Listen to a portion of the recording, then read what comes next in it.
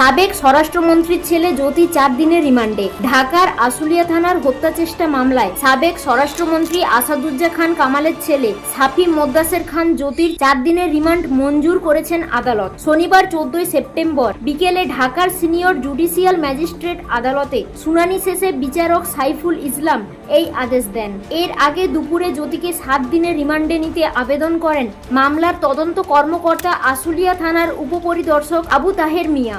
গত শুক্রবার 13 সেপ্টেম্বর দিবাগত রাতে রাজধানী থেকে তাকে গ্রেপ্তার করা হয়। জানা গেছে গত 11 সেপ্টেম্বর মো রবিউল সানি নামে এক যুবকবাদী হয়ে আশুলিয়া থানায় হত্যা চেষ্টা মামলা করেন। মামলায় 4 নম্বর এজাহারভুক্ত আসামি হলেন জ্যোতি।